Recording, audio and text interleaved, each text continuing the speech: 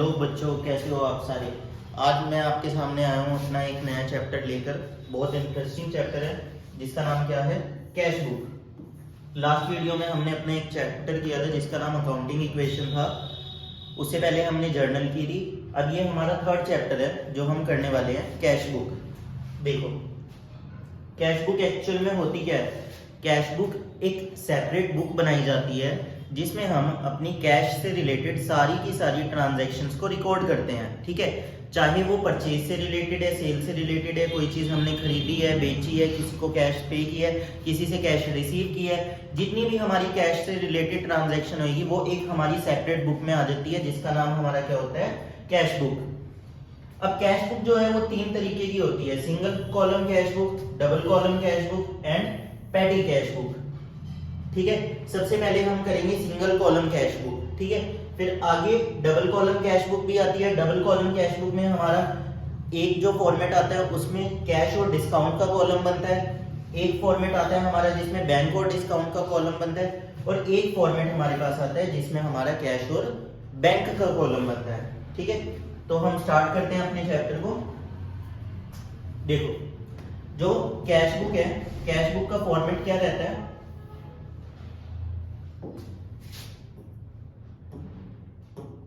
Cash book का format रहता है बेसिकली, ये साइड हमारी होती है डेबिट, ये साइड हमारी होती है क्रेडिट। ठीक है, आप सबको पता है डेबिट क्या होता है, क्रेडिट क्या होता है, पर लेकिन जिस अकॉर्डिंग हम जर्नल बनाते हैं कि डेबिट में क्या आएगा, क्रेडिट में क्या होएगा, ये थोड़ा जर्नल से अलग होता है। ठीक है, और फॉर्मेट क्या रहता है हमारा सिंगल कॉलम कैश बुक का। सबसे फर्स्ट कॉलम हमारे पास आता है डेट का, जिसमें हम अपनी डेट्स लिखेंगे कि कौन सी डेट को कौन सी ट्रांजैक्शन हुई है। सेकंड कॉलम हमारे पास आता है पर्टिकुलर का। पर्टिकुलर में क्या आता है, जो हमारी ट्रांजैक्शंस का नाम है ना वो आता है कि हमने पे किया है, रिसीव किया है, कोई चीज परचेज की थी उसके लिए हमने कैश पे किया है, कोई चीज सेल की थी उसके लिए हमने कैश रिसीव किया है, उससे रिलेटेड सारी जो ट्रांजैक्शन होगी उनके नेम्स यहाँ पर लिखे जाएंगे। नेक्स्ट आता है हमारे पास वाउचर नंबर। वाउचर नंबर क्या होता है, वाउचर नंबर के कॉलम में हम देखो, जब हम कोई चीज सेल कर रहे हैं हम उसे एक बिल देते हैं, रिसीव मतलब वो बिल रिसीव करता है हमारे से। उस बिल के ऊपर ना एक नंबर होता है, या तो 702 होएगा, 101 होएगा, 102 हो जाएगा। ठीक है, ये नंबर दिए होते हैं। ठीक है, ये हमारे क्या होते हैं, वाउचर नंबर होते हैं। कि वाउचर नंबर क्या है, वो वाउचर नंबर हम इसमें लिखते हैं। अगर बाय चांस हमने कैश बुक से पहले कोई लेजर बनाई है, लेजर के अंदर उन ट्रांजैक्शंस को हमने रिकॉर्ड किया है, ठीक है, वो लेजर फोलियो जो बना है उस लेजर में कौन से अकाउंट में कौन सी ट्रांजैक्शन है उसका सारा रिकॉर्ड हम किस कॉलम में रखते हैं, लेजर फोलियो में रखते हैं। कि कौन सी लेजर में किस नंबर पर अकाउंट मेंटेन किया है वो हमारा यहाँ पर आ जाता है, और फिर यहाँ पर हम क्या डाल देते हैं, उसका अमाउंट डाल देते हैं। सेम फॉर्मेट डेबिट साइड का, सेम फॉर्मेट क्रेडिट साइड का। हमने दोनों फॉर्मेट को अलग अलग नहीं बनाना, दोनों फॉर्मेट को हमने कंबाइन करके बनाना है। ठीक है, इस साइड हमारी डेबिट की एंट्रीज पोस्ट होंगी, इस साइड हमारी क्रेडिट की एंट्रीज पोस्ट होंगी। अच्छा, अब इसमें हमें एंट्रीज पोस्ट कैसे करनी है, देखो मैं एक एग्जांपल लेता हूं। मैंने लिखा परचेज गुड्स फॉर कैश 10,000। मैंने 10,000 का कोई सामान परचेज किया। इसकी जर्नल मेरे पास क्या बननी चाहिए, जर्नल एंट्री मेरे पास बनेगी purchase account debit to cash account. क्या एंट्री बनेगी, purchase account debit to cash account. अब देखो, इसका कहने का मतलब क्या है कि जो परचेज है वो डेबिट है और कैश क्या है, क्रेडिट है।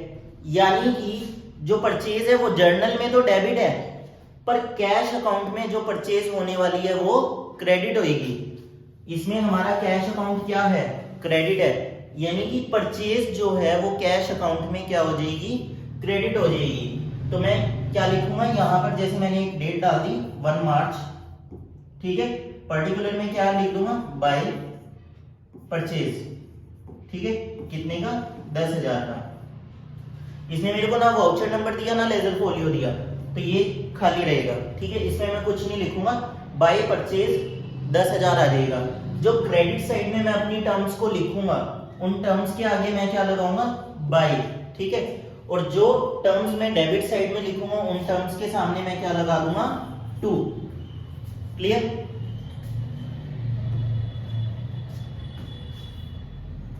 अब कैश बुक में और लेजर में मेनली फर्क क्या रहता है, ठीक है। देखो मैंने आपको बताया कि कैश बुक में मैं सारी कैश से रिलेटेड ट्रांजैक्शन लिखता हूँ, ठीक है। कैश से रिलेटेड आई और कोई ट्रांजैक्शन उसमें नहीं आएगी, ना मेरी उधार पे मैंने किसी से खरीदा, उधार पर मैंने बेचा है, वो सारी ट्रांजैक्शन मेरी कैश बुक में नहीं आती। अब वही काम मैं लेजर में भी कर सकता हूँ। लेजर क्या होती है, लेजर में मैं सेपरेट अकाउंट्स मेंटेन करता हूँ, सेपरेट अकाउंट बनते हैं, ठीक है। तो लेजर में मैं कैश का सेपरेट अकाउंट ओपन कर सकता हूँ, ठीक है, और सारी कैश की आइटम्स को मैं उसमें डाल सकता हूँ, ठीक है। अब वही काम मेरा कैश बुक में हो रहा है, वही काम मेरा लेजर में हो रहा है, पर फिर मैं कैश बुक क्यों मेंटेन कर रहा हूँ, लेजर क्यों नहीं मेंटेन कर रहा हूँ? देखो मैं बताता हूँ इसके पीछे रीजन क्या है। जो कैश बुक रहेगी ना, कैश बुक एक हमारी क्या हो जाती है, बुक हो जाती है। बुक का मतलब एक सेपरेट बुक होगी जिसमें मैं कैश से रिलेटेड ट्रांजैक्शन लिखूंगा। अब वो उस बुक के अंदर मैं पूरे फुल फाइनेंशियल ईयर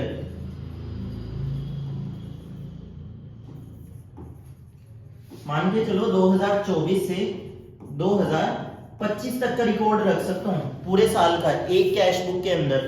पर लेकिन लेजर में एक अकाउंट मेंटेन करना है। अब आप खुद सोचो, हमारा बिजनेस चल रहा है, रूटीन में उसमें कैश में बहुत सारी ट्रांजैक्शन हो रही है। अगर मैं लेजर में एक अकाउंट बना देता हूँ, कैश अकाउंट, उसमें मेरे लिए पूरे साल की ट्रांजैक्शंस को रिकॉर्ड करना कितना मुश्किल होने वाला है ना।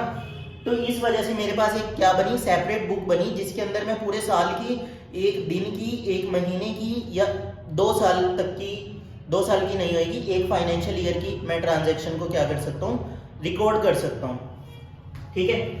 उसके बाद देखो पहला पॉइंट क्या है, it is a separate book maintain for recording the cash transaction.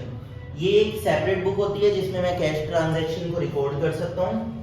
It is a book of original entry because all transaction are. इस सेकंड पॉइंट में वो कहना क्या चाह रहे हैं, इस सेकंड पॉइंट में वो ये कहना चाह रहे हैं, इस कैश बुक को मैं क्या बोलता हूँ, बुक्स ऑफ ओरिजिनल एंट्री बोलता हूँ। बुक्स ऑफ ओरिजिनल एंट्री में इसको क्यों बोलता हूँ, क्यों? क्योंकि जितनी भी कैश से रिलेटेड ट्रांजैक्शन होंगी वो सारी सबसे पहले मेरी इस बुक के अंदर जाएगी, उसके बाद मैं इसे बाकी अकाउंट्स में पोस्ट कर सकता हूँ, ठीक है। सबसे पहले तो इन एंट्रीज को यहीं पर आना पड़ेगा, यहीं से गुजरना पड़ेगा, तब वो आगे बाकी अकाउंट्स में जा सकते हैं, ठीक है। उन्हें अपनी अटेंडेंस यहाँ पर लगानी पड़ेगी, ठीक है। कैश बुक के बिना कैश के जो अकाउंट्स हैं वो सारे अधूरे हैं। When transactions of cash are recorded in the cash book, there is no necessity to open a cash account in ledger. जब मैंने कैश का सारा रिकॉर्ड कैश बुक में रख दिया तो जरूरी नहीं है उसके बाद मेरे को लेजर में भी उसे पोस्ट करना है। क्यों? क्योंकि मेरे पास तो पूरी बुक पड़ी है, उसमें सारा कैश का रिकॉर्ड है। मैं लेजर में इंडिविजुअली अकाउंट बना के क्या करूंगा? मेरे को कोई एरर निकालना है, ट्रायल बैलेंस में कोई एरर निकालना है, कोई मिस्टेक निकालनी है, कोई एंट्री ओमिट होगी, वो मैं कैश बुक से इजीली निकाल सकता हूँ। क्यों? क्योंकि कैश बुक में मैंने हर एक डे के अकॉर्डिंग ट्रांजैक्शंस को रिकॉर्ड किया है ना, तो उसमें मैं इजीली रेक्टिफाई कर सकता हूँ।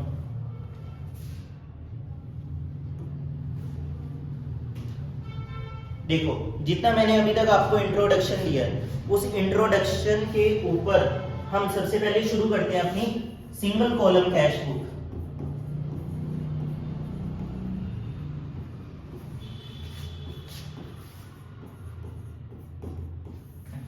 ठीक है, सिंगल कॉलम कैश बुक हम शुरू करते हैं। तो देखो सबसे पहले मेरे पास क्या एंट्री बनती है, commence business with cash. Commence business with cash की जर्नल मेरे पास क्या बनने वाली है, cash account debit to capital account, यानी कि कैश अकाउंट देखो इसमें डेबिट है और कैपिटल अकाउंट क्या है, क्रेडिट है। यानी कि कैश अकाउंट में जो कैपिटल है वो कहां जाएगी, डेबिट में जाएगी। कैश अकाउंट में हमारी कैपिटल क्या होने वाली है, डेबिट होने वाली है। नेक्स्ट एंट्री मेरे पास क्या है, बोट गुड्स फॉर कैश। मैंने कैश में गुड्स को परचेज किया, तो मेरे पास एंट्री क्या बननी चाहिए इसकी, journal purchase account debit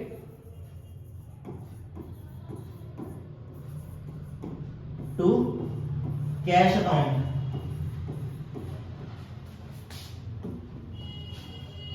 next entry मेरे पास क्या बनने वाली है, सोल्ड गुड्स फॉर कैश। मैंने कैश में सामान बेचा, तो इसकी एंट्री मेरे पास क्या बन जाएगी, कैश टू सेल्स।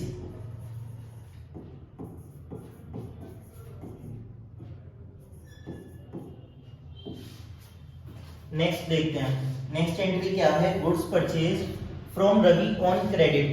अब देखो आप बताओगे मेरे को, रवि जो है, रवि ने गुड्स को परचेज किया, पर उसने परचेज किस में किया, क्रेडिट में। क्रेडिट का मतलब क्या होता है, उसने उधार पर सामान खरीदा।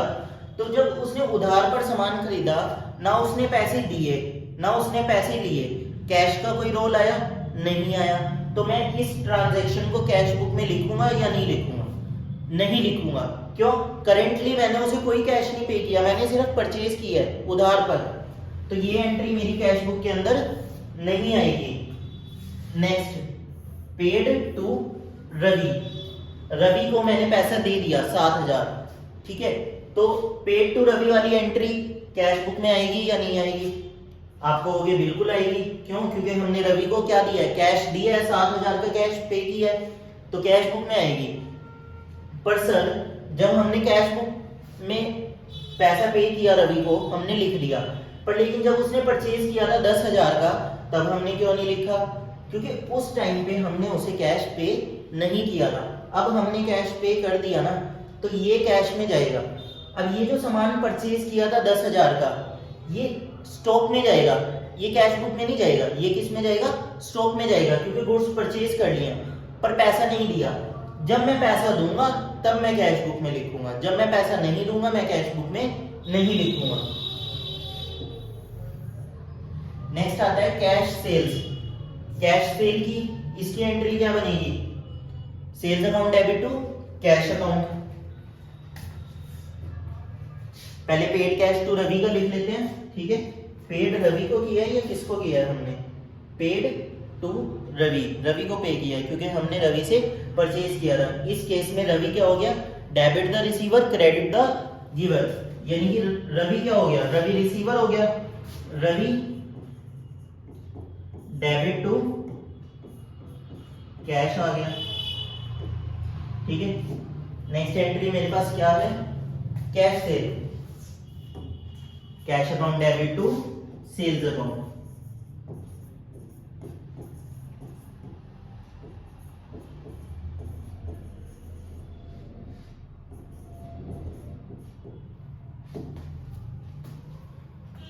उसके बाद परचेज फर्नीचर फॉर कैश। मैंने कैश में क्या परचेज किया, फर्नीचर परचेज किया। इसकी एंट्री मेरे पास क्या बनेगी, फर्नीचर अकाउंट डेबिट टू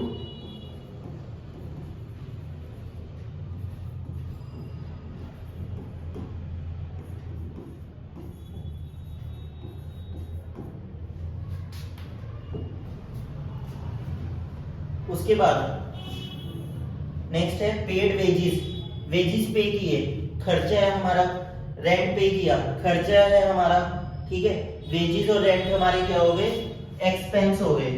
तो वेजिस और रेंट जो होगा वो डेबिट हो जाएगा, वेजिस अकाउंट डेबिट टू नहीं आएगा अभी, rent account debit to cash account.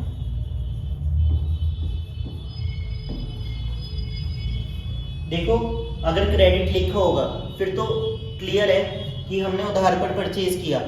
अगर क्रेडिट भी नहीं लिखा, कैश भी नहीं लिखा, जैसे इन दोनों में हमने ना कैश लिखा ना क्रेडिट लिखा, तो हम क्या एज्यूम करके चलेंगे कि ये जो पेमेंट है हमारी, ये जो ट्रांजैक्शन है वो कैश में ही हुई है, ठीक है। नेक्स्ट हमारे पास क्या है, रिसीव्ड कमीशन, कमीशन रिसीव की हमारी इनकम है, तो एंट्री क्या बनेगी, cash account debit to commission.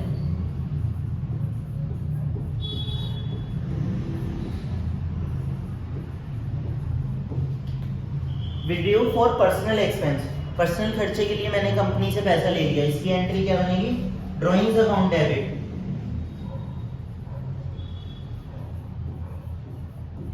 Drawings account debit to cash. Next paid salary, salary pay कर दी, एक्सपेंडिचर है सैलरी टू कैश। तो चलो अब हम कैश बुक बनाना शुरू करते हैं अपनी।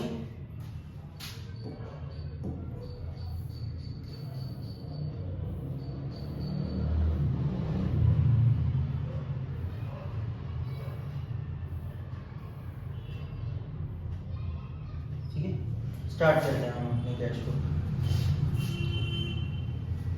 देखो सबसे पहले कॉलम जो मेरा आएगा वो कॉलम किस चीज का आएगा, डेट का, डेट आ गई मेरे पास। उसके बाद पर्टिकुलर,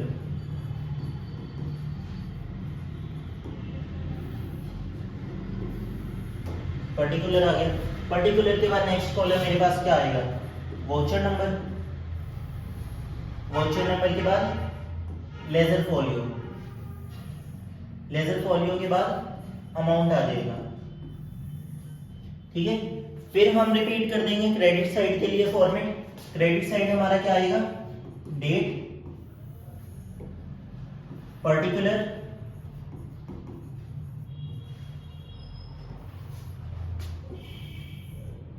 पर्टिकुलर के बाद same voucher number, ledger folio and then amount का कॉलम। अमाउंट का कॉलम तो आपको याद ही रहेगा, है ना, कोई अपना पैसा कैसे भूल सकता है, दोस्त ले लेते होंगे कई बार आपसे पैसे, है ना।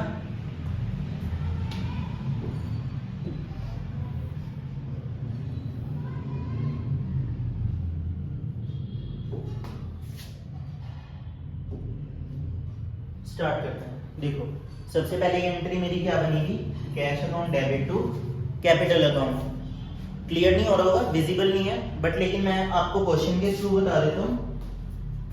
देखो फर्स्ट ट्रांजैक्शन मेरे पास क्या थी, कमेंस बिजनेस विद कैश, मैंने पैसा लगाकर बिजनेस शुरू किया। एंट्री क्या बन रही थी, cash account debit to capital account. तो जब मेरी एंट्री बन रही है कैश टू कैपिटल, यानी कि कैश डेबिट है और कैपिटल क्रेडिट है, कैश अकाउंट में कैपिटल क्या हो जाएगी, डेबिट हो जाएगी।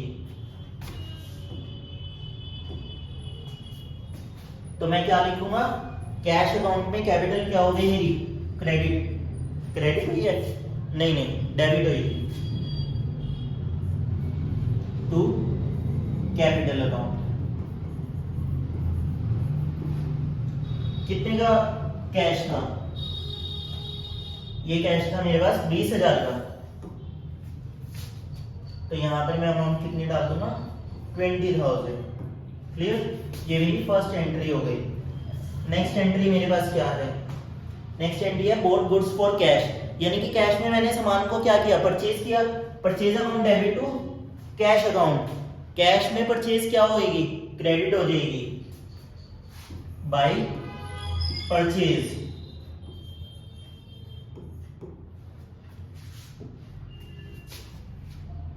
परचेज थी हमारी 5,000 की।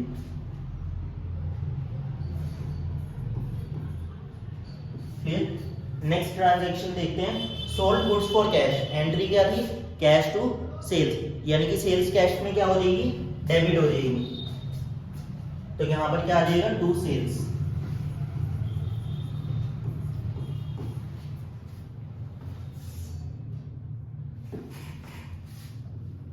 कितने का अमाउंट था, 4,000 का।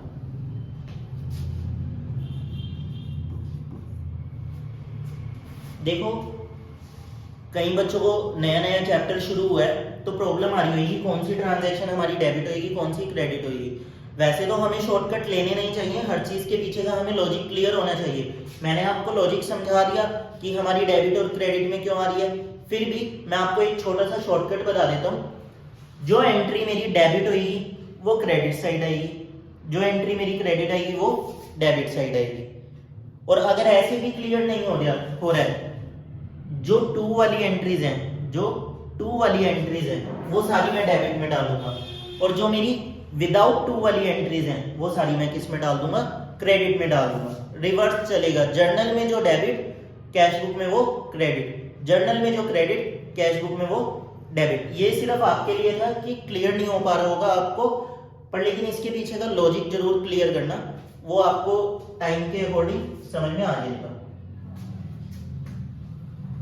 नेक्स्ट एंट्री मेरे पास क्या है, goods purchase from Ravi on credit. ये एंट्री तो आएगी ही नहीं क्योंकि हमने रवि से सामान जो है वो उधार पर परचेज किया। नेक्स्ट क्या है, paid to Ravi, Ravi the receiver, और कैश हमारे पास से जा रहा है, रवि टू कैश। देखो रवि क्या है, डेबिट, कैश बुक में क्या हो जाएगा, क्रेडिट। बहुत आसान है कैश बुक, इससे आसान क्वेश्चन नहीं होएगा आपके पास, ना इससे आसान चैप्टर होएगा, है ना। रवि टू कैश अकाउंट, तो रवि कहाँ जाएगा, क्रेडिट में जाएगा ना, यहां पर आ गया बाय रवि, कितना, 7,000। देखो थोड़ा सा बिल्डअप देने के लिए हमें बोलना पड़ता है, कैश बुक बहुत आसान है। क्यों, जर्नल से भी बहुत ज्यादा आसान है कैश बुक, ठीक है, क्योंकि जर्नल आप करके आ चुके हो, है ना। उसको चाहे मैं मुश्किल बोल दूं चाहे मैं आसान बोल दूं, आपके दिमाग में इमेज क्या बन जाएगी जर्नल की, इजी है। पर कैश बुक उससे भी ज्यादा इजी है अगर आप कोशिश करते हो। नेक्स्ट मेरे पास क्या है, कैश सेल्स। कैश में मैंने सामान बेचा, एंट्री क्या बनेगी, कैश टू सेल्स। टू वाली एंट्री इधर आ जाएगी, टू सेल्स। कितने की कैश सेल्स की है मैंने, कैश सेल हुई है मेरी 8,000 की।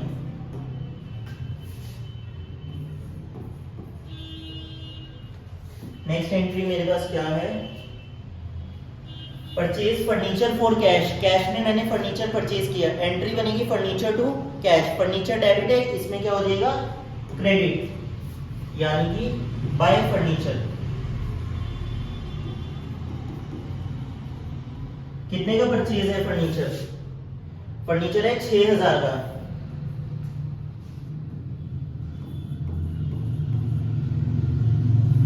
Next paid wages paid rent, rent और वेजेस डेबिट होते हैं, इसमें क्या हो जाएंगे, क्रेडिट।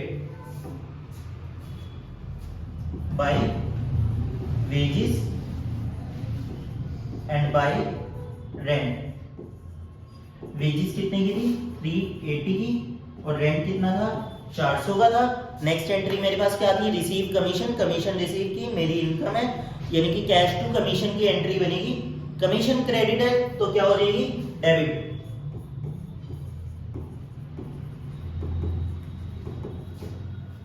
कमीशन कितने की है, कमीशन है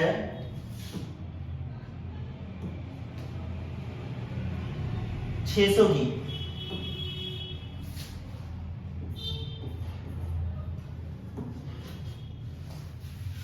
नेक्स्ट है withdrew for personal expense, personal खर्चे के लिए मैंने कैश निकलवाया।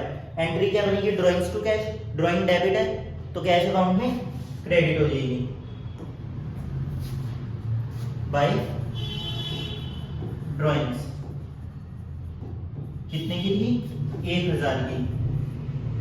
नेक्स्ट एंट्री मेरे पास क्या है, पेड सैलरी, सैलरी पे की, खर्चा है salary to cash, salary debit है, इसमें क्या हो जाएगी, क्रेडिट हो जाएगी 900 की।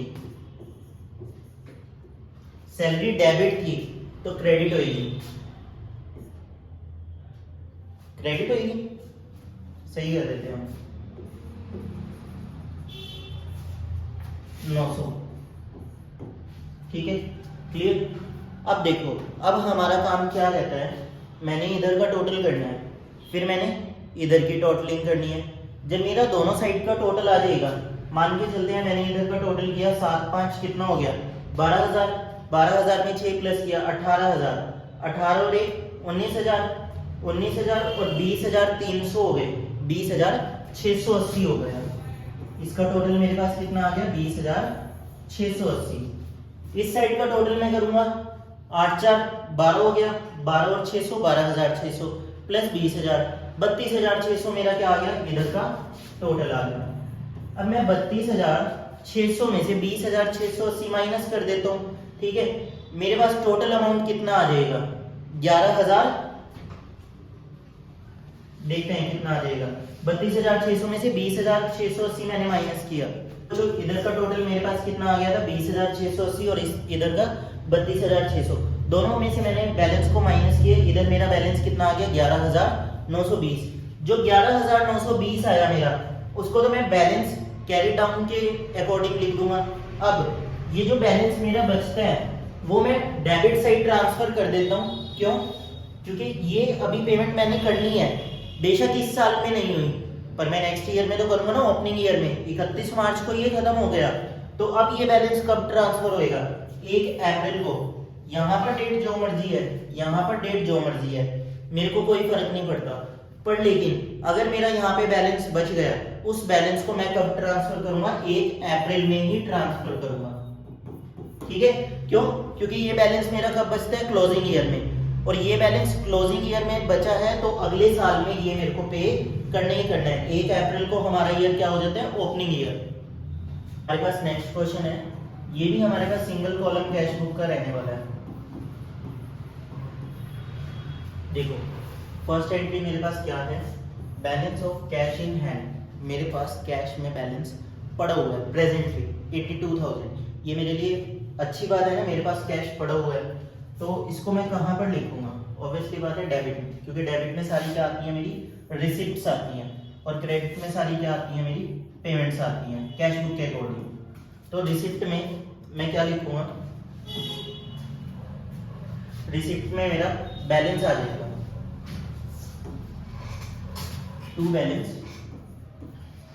ब्रॉट डाउन, कितने का आएगा, 82,000 का।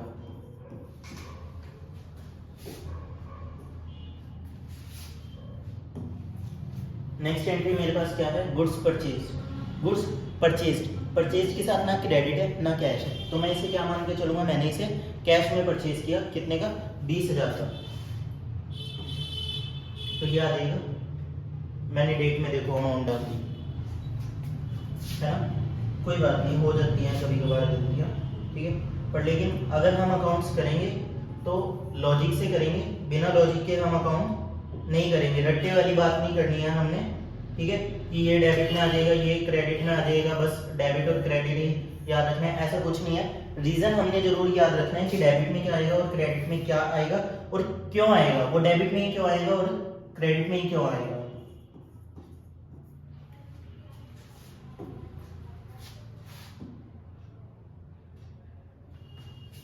नेक्स्ट एंट्री मेरे पास क्या थी, गुड्स परचेज 20,000 के, ठीक है। तो यहां पर क्या आ जाएगा, बाय परचेज अकाउंट, कितने का, 20,000 का।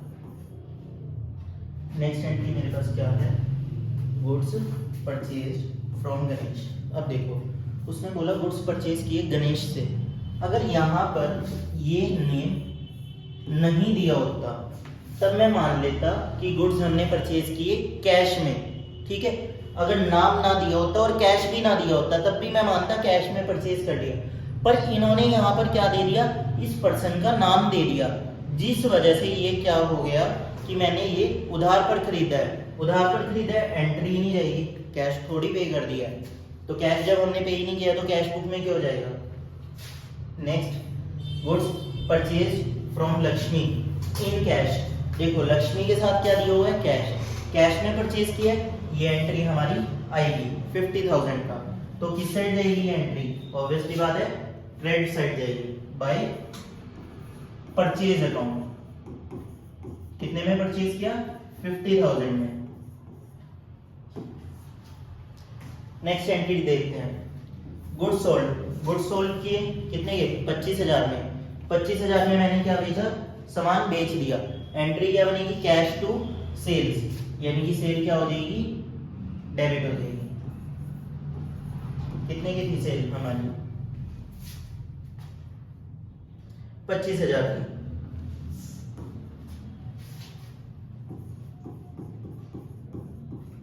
देखो, नेक्स्ट एंट्री मेरे पास क्या दी हुई है, goods sold to Saraswati, Saraswati को सामान बेचा, ना कैश दिया पर नाम दे दिया इसने। नाम देने की वजह से इसका क्या मतलब हो रहा है, मैंने सरस्वती को सामान उधार पर दिया है, उधार पर दिया है, एंट्री नहीं होगी।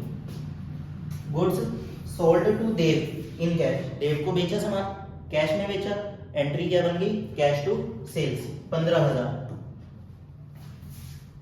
To sales 15,000। Clear. Next entry मेरे पास क्या है, रिसीव्ड फ्रॉम सरस्वती, सरस्वती से पैसा आ गया मेरे पास, ठीक है। सरस्वती क्या है, गिवर है, हम क्या है, रिसीवर, पर हम अपना नाम तो नहीं लिख सकते ना, तो सरस्वती गिवर है। अब हम क्या बनेगा, कैश टू सरस्वती, सरस्वती क्या हो जाएगी, क्रेडिट है जर्नल में, डेबिट हो जाएगी टू सरस्वती, कितने का है, 30,000।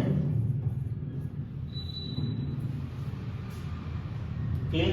नेक्स्ट एंट्री है paid salary to office clerk, 10,000 salary दी ऑफिस क्लर्क को, कितने की, 10,000 की। तो एंट्री क्या बनेगी मेरी, सैलरी टू कैश, सैलरी क्या है, डेबिट है, इसमें क्या हो जाएगी, क्रेडिट हो जाएगी। क्रेडिट हमारी ये साइड होती है, नहीं, तो फिर सर आप इधर क्यों खड़े हो, बाई सैलरी, कितने की है सैलरी में, 10,000 की।